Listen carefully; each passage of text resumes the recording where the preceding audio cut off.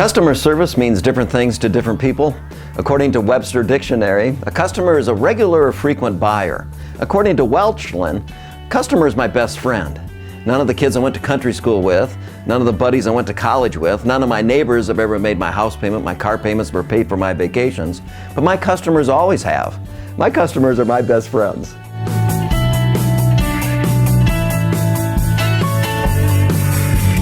Show interest. Number 4, avoid distracting actions. What are some of the distracting actions you've noticed in other people when they're listening to you? What do? Look away. That would be distracting. What else? Roll their eyes. Yes, that's distracting. Some people run their fingers through their hair. Some people pull on their ears. Some people check their text messages or cell phone messages or email. Some people take phone calls. No, I'm not busy right now. You're like, what? In the conversation when you're taking phone calls? We all have a distracting action. Find out what yours is. Ask the people you work with, they know. Ask the people you live with, they'll tell you. Then stop it. Throughout the presentation, I asked the participants to keep in mind the points of encounter. When people first become aware of what we do, when they first contact us by phone, when they first meet us in person. And what we're looking at are those points of encounter and trying to make them points of experience, where we have this long-lasting impression, not just a first impression, that the customer really looks forward to doing business with us again, or look forward to seeing us again when we provide those public services.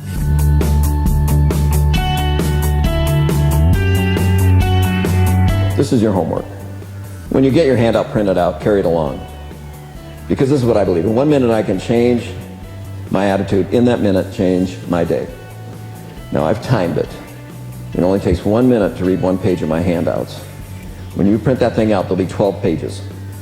So you got 12 days of homework, 1 minute at a time. So when you get that handout, tomorrow you flip over that cover page and you just take a look at that communication model, law number 1, law number 2, that's it, you're done. The next day you go to the second page, law number 3, number 4, number 5, that's it.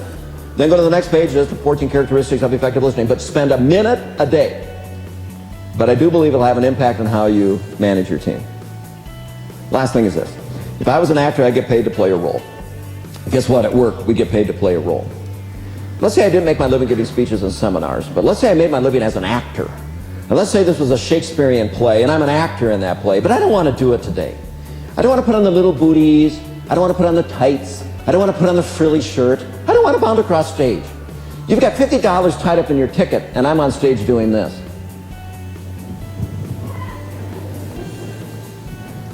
To be or not to be, that's the question.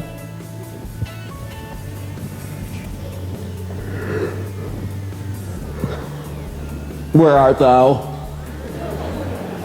Would you feel like you got your money's worth? No, you demand your money back. If I was an actor, I'd get paid to play a role. Guess what? At work, you get paid to play a role. You know all the characters. Just giving you all your lines, all your stage directions. Now all you have to do is play your part.